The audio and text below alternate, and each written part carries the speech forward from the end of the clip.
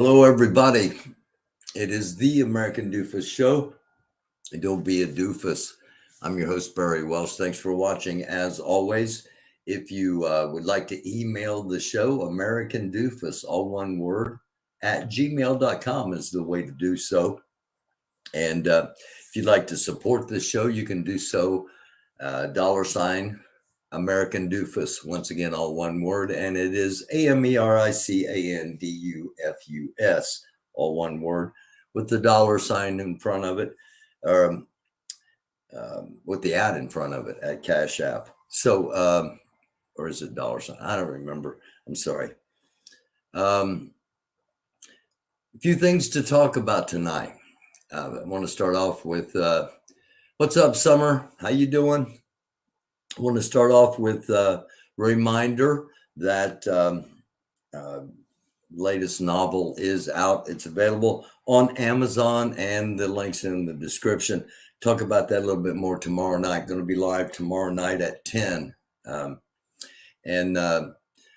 Summer, I still want to get you on here, or somehow get talking with you. Princess, good to have you back. Princess Diana, thank you for watching as always. Going to start off, the first story tonight is a report that Neil Cavuto is a anchor on Fox News, and Neil Cavuto has tested positive for COVID-19. If I was a really mean person, I'd say something like, maybe it'll get to Tucker Carlson and a little instant karma. For those of you my age, instant karma, something from John Lennon. Look it up. It's worth a listen. Second story is one that is just, it brings up a lot of avenues for discussion. The second story tonight is a woman is raped and onlookers record it. The story behind the outrage. This happened in Philadelphia, I believe. Let me click on the story just to make sure, because I don't want to say anything wrong. A woman was raped on a commuter train. It was in Philadelphia. And onlookers reportedly recorded video with their cell phones, but did not intervene or call 911. That fact is mind-bogglingly horrific. Mind-bogglingly. Let me turn the commercial off here. Mind-bogglingly horrific. Okay, let me just repeat that. A woman was raped on a Southeastern Pennsylvania Transport Authority train in Philadelphia, while onlookers reportedly recorded video with their cell phones, but did not intervene or call 911.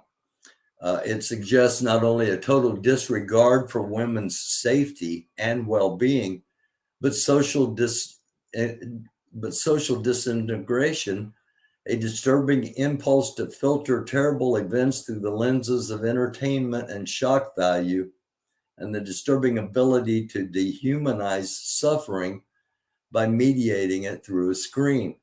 As I said, it brings up a whole bunch of topics for discussion, and we're going to get into this tomorrow night. We're going to get into it deep. So I was just about to say, Summer, email me now, because tomorrow night we're going to get into this deep, and I'd really like to have you on the show. It's a very insane world we live. Ladies, strap up, always carry, and know how to shoot good. I don't disagree with any of those words. If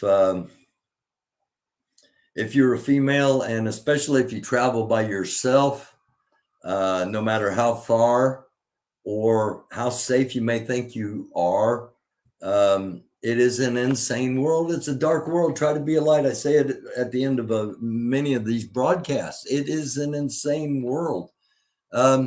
here in the town I live in, a place that you wouldn't think anything would ever really happen. You know, you hear that all the time. Oh, there's a mass shooting. Well, shoot, I didn't think anything like that ever happened around here. A 62-year-old white guy. I think his name's Mike Smith. I know his last name's Smith. I think it's Mike Smith, a 62-year-old white guy that outside of the long hair, I would match the description given of this guy. All right, he Monday he did what has been described as a road rage incident. All right, that's how police officially described it.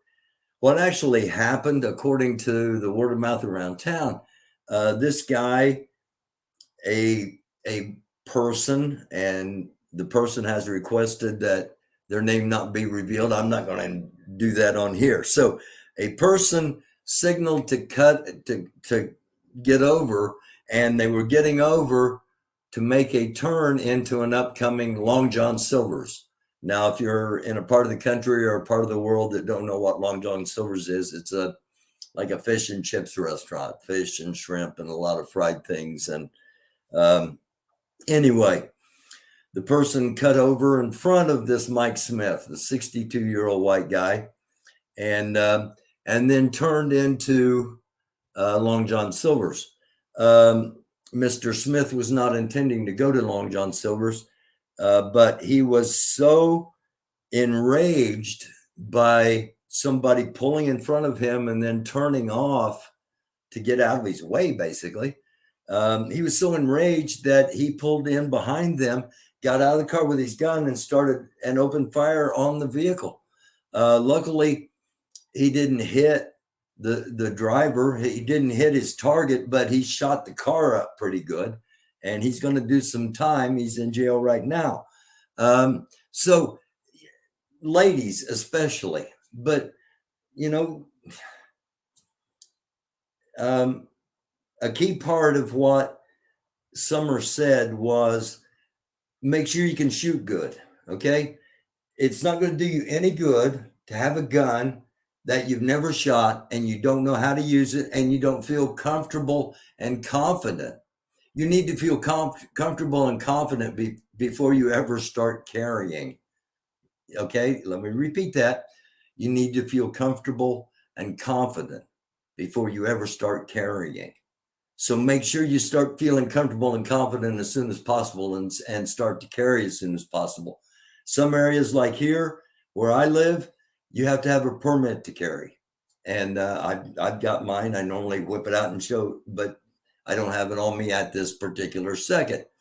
So look at all that. But it's an insane world, and we live in an insane country.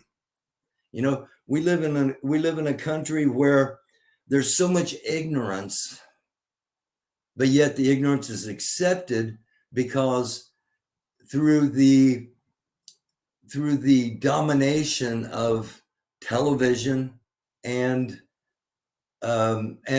social media, it is the ignorance is legitimized and it's accepted and often celebrated.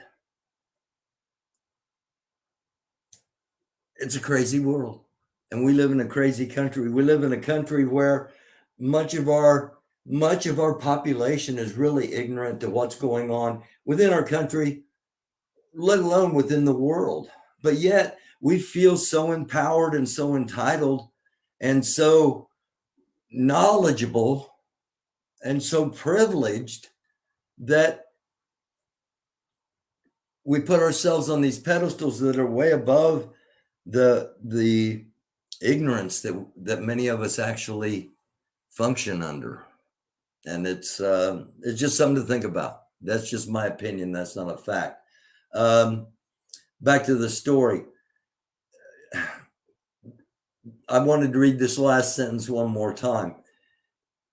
It suggests not only a total disregard for women's safety and well-being, but social disintegration, a disturbing impulse to to filter terrible events through the lenses of entertainment and shock value, and the disturbing ability to dehumanize suffering by mediating it through a screen.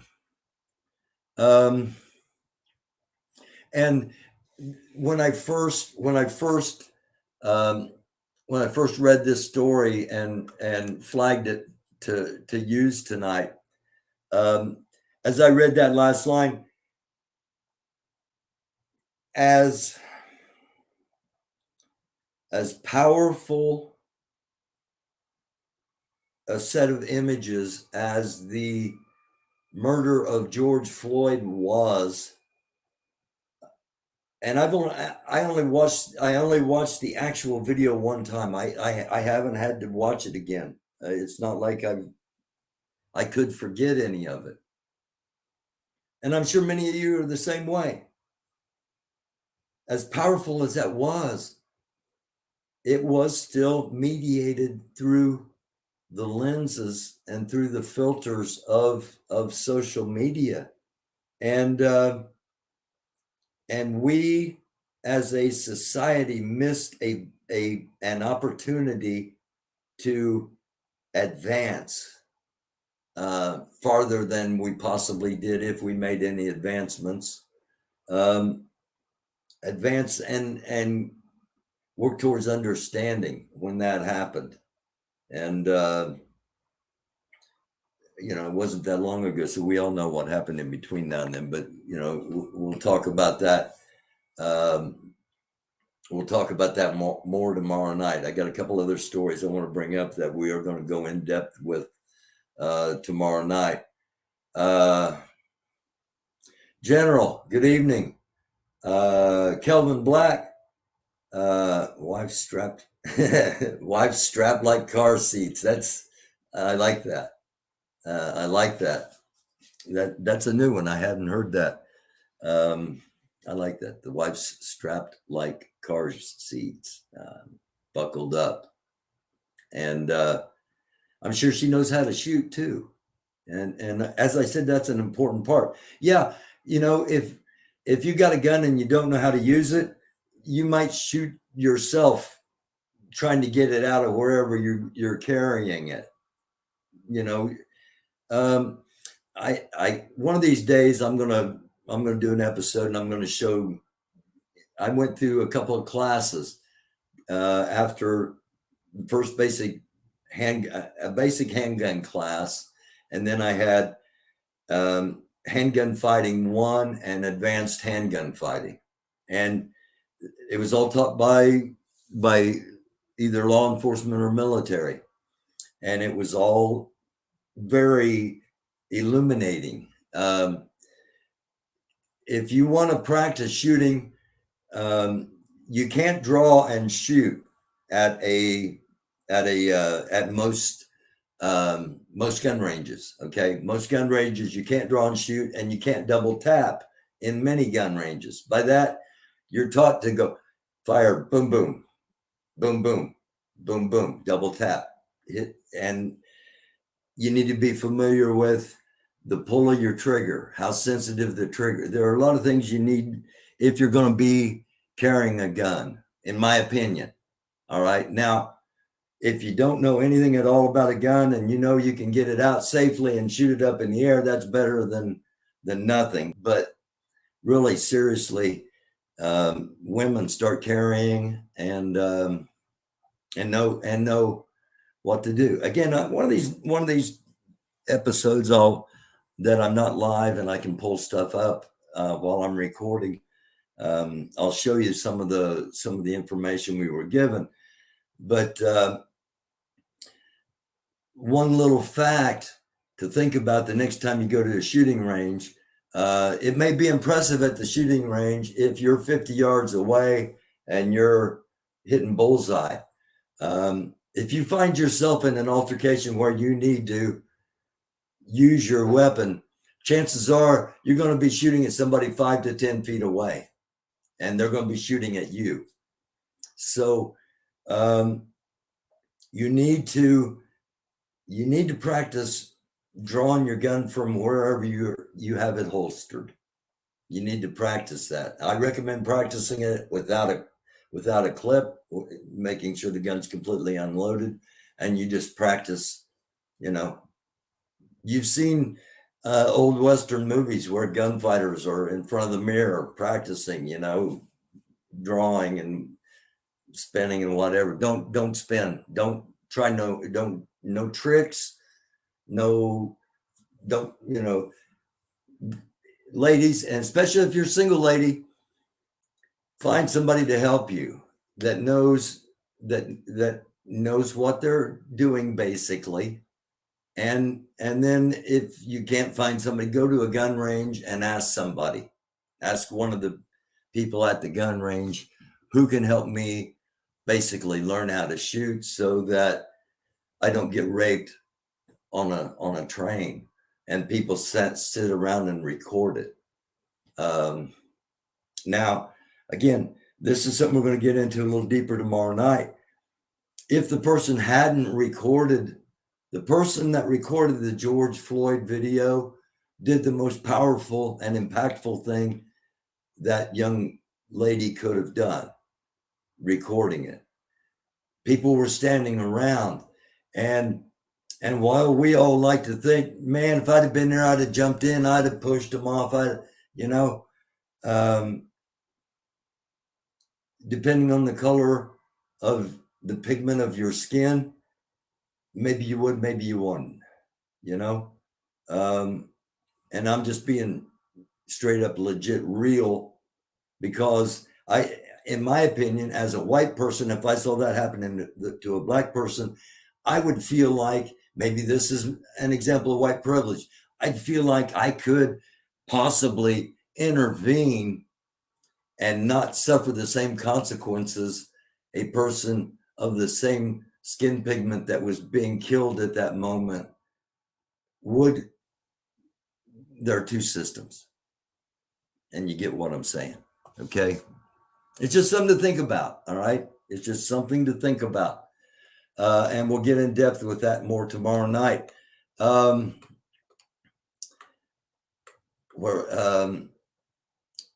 John King, who, if you watch any politics, if you watch any election results, if you ever watch CNN, the magic wall, John King's the guy at the magic wall that shows you county by county and basically sometimes block by block how the voting is going.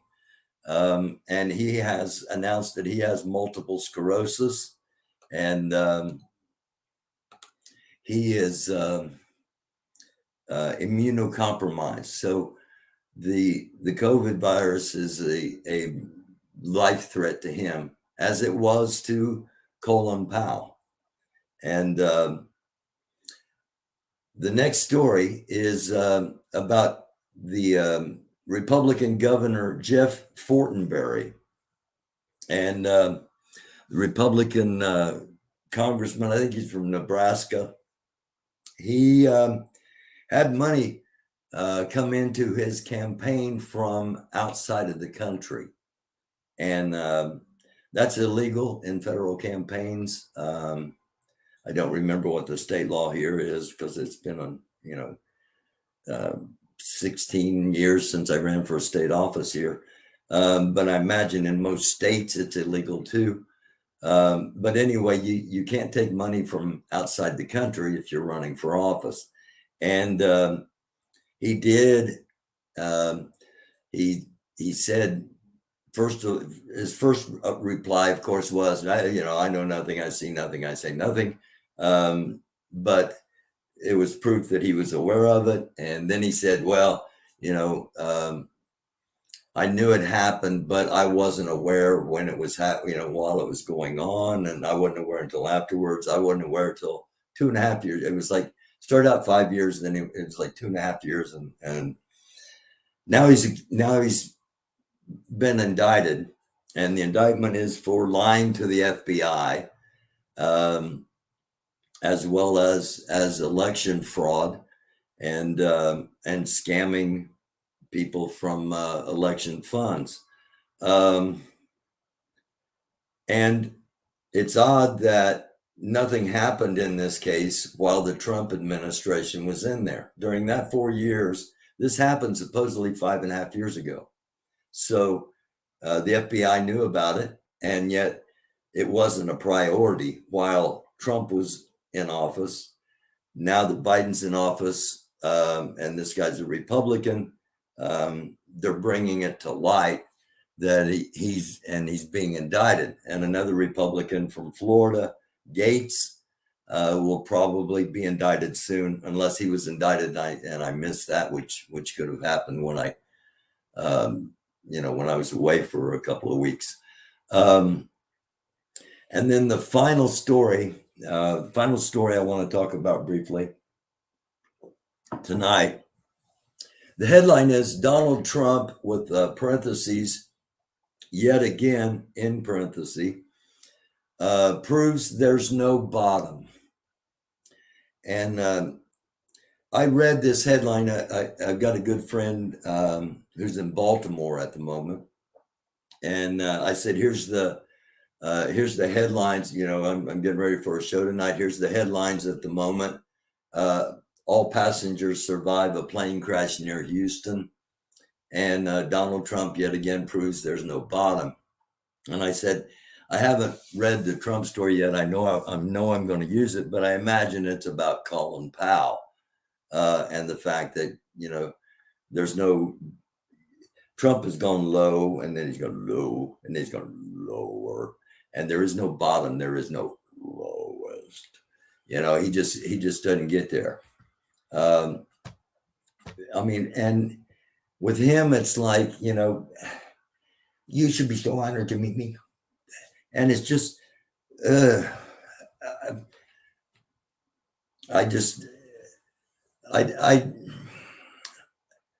I never thought he would become president. And then once he became president, I thought, okay, we'll just get through this. In 4 years, the country will wake up and go, we did what? A reality game show host? Somebody that has declared bankruptcy 3 times, been divorced 3 times, really has no religion, is so many failed businesses, is under indictment almost constantly for one of those businesses for fraud or we did what? But no, the guy's still around. He's still claiming he's president. All right. And those are just my opinions. Those are not the opinions of anybody that watches the show or is a sponsor or supporter now or in the future. Again, the headline, Donald Trump yet again proves there is no bottom. I'm not going to read the whole article, but just within the first sentence, I knew that I was right. Roughly 24 hours after the death of Colin Powell, Donald Trump proved again that he is utterly incapable of empathy, grace, or even common decency. All right, let me kill the commercial. Thank you very much. Roughly 24 hours after the death of Colin Powell, Donald Trump proved again that he is utterly incapable of empathy, grace, or even common decency. Quote, wonderful to see Colin Powell. I'm not going to do my impression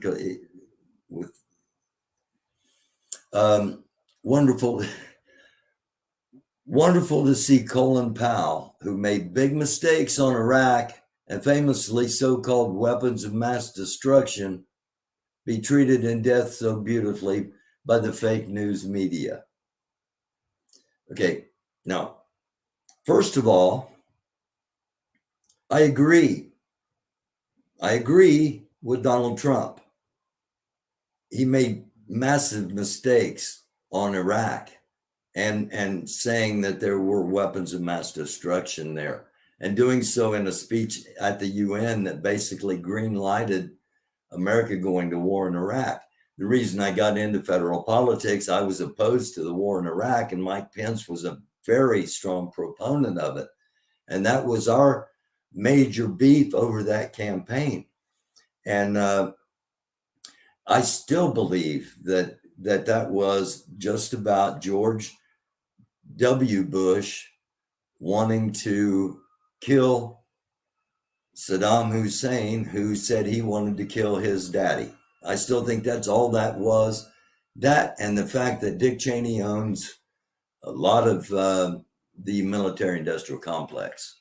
And Cheney, not only was he so remindful of the Penguin in Batman as an evil villain, he made a whole bunch of money off of that war. So wonderful to see Colin Powell, who made big mistakes on Iraq and famously so-called weapons of mass destruction, be treated in death so beautifully by the fake news media. Trump said in a statement released this morning, and hope that happens to me someday. He was a classic rhino, even if that, always being the first to attack other Republicans. He made plenty of mistakes, but anyway, may he rest in peace. End of quote. That was his statement. Wonderful to see Colin Powell, who made big mistakes on Iraq, famously so-called weapons of mass destruction, be treated in death so beautifully by the fake news media. Hope that happens to me someday. He was a classic rhino, if that even.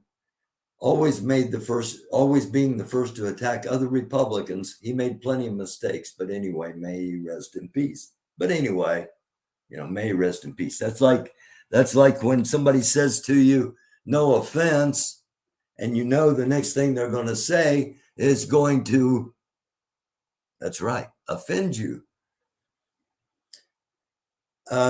Again, be perfectly clear. I totally agree with Trump that it was a mistake, that there was misinformation given to the whole world about them having weapons of mass destruction, and we had to go in there and do it. And I've already expounded upon why I think he really did it. And I think he feels a tremendous amount of guilt about it now. And if you're an observer of human nature, and especially of politics, George W. hasn't behaved the way you might anticipate George W. to have behaved as a past president, in my opinion. So Rhino, R-I-N-O, that is Republican in name only. It's what hardcore Republicans call anybody that would compromise with a Democrat, even if the Democrat was right. They're a rhino. They're a Republican in name only. It's the only way is the Republican way, even if it's the fargan wrong way. And if you don't believe that, get into local politics. So that's what I've got for the night. We're about the half-hour mark. General, New York City Council votes to remove statue of Thomas Jefferson from City Hall building. Maybe there is hope for America overcoming all racism after all. There's conflicting stories about Jefferson. He had a black housemaid and had children, DNA done, and there's no doubt about that. There is some doubt about when he actually released his slaves, and again, this is an interesting part of history, and this is something that schools will never ever talk about if things keep progressing the way they're progressing now in certain states that are limiting the discussion of the white Anglo-Saxon and immigration across the expanse across the country, and how it was actually done, and who actually provided the labor, and who actually lost out and was desecrated, to put it mildly, by what happened. All that's going to be, they're talking about, none of that can be taught in schools. All right. It can't be taught that what actually happened. And in that case, 40 years from now, somebody accidentally stumbles across this and they go, what do you mean? Thomas Jefferson never had slaves. You know, I know about Jefferson. I had history. That's how that happens. That's how things get erased. That's how things get removed. You know, that's how, instead of using our logic and our reason, which I think are gifts from God, and I need more of both, using that and just and common sense, we know that Jesus was not a white guy with hair like mine, similar facial hair, only younger and prettier and darker. The darker part, definitely darker, but you don't see that portrayed too much in art. More's coming to surface that I think is closer to legitimate representations of what Jesus might have looked like for real. But too many people are already caught up in the fact that he has to be a white guy because that's all they've ever seen, and nothing else can be taught from that point back. Well, we're getting close to nothing else is going to be taught from Ronald Reagan back.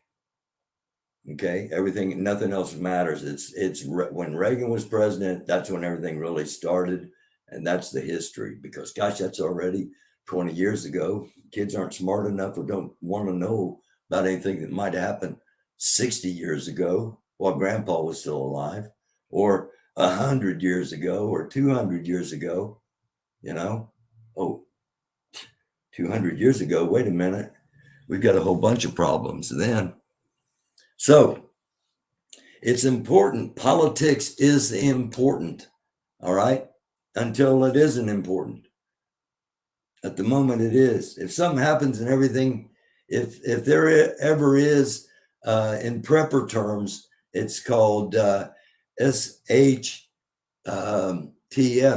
If there is ever an SHTF moment, politics won't matter. Until then, as long as we have the government we have, politics matters.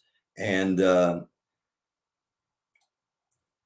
we need to get serious about an alternative to the two political party system. And we need to do that because while you are free to vote for either party, while you are free to give money to either party, when it comes time to actually say you want to run for office in either party, well, you'll find that it's different. All right, these are private groups. The membership is private. They're not public groups. They make their own rules. They make their own laws, and the laws only benefit two parties. And that is incredibly dangerous in a country so big, so diverse, and so shallow at the moment. Because if ignorance rises, that means knowledge is squashed. And I'm hopeful that there are too many people that do not want to see that happen. And before it gets to that point, we can all come together somehow. And that's what I'm going to close on tonight. Yeah, and that's, you shouldn't care, because you shouldn't care, General. Nobody should care what color Jesus is. There are a bunch of people caught up on it and using it to justify things that are unchristian. All right, that's a point I definitely want to make, and that's my opinion, not anybody else's.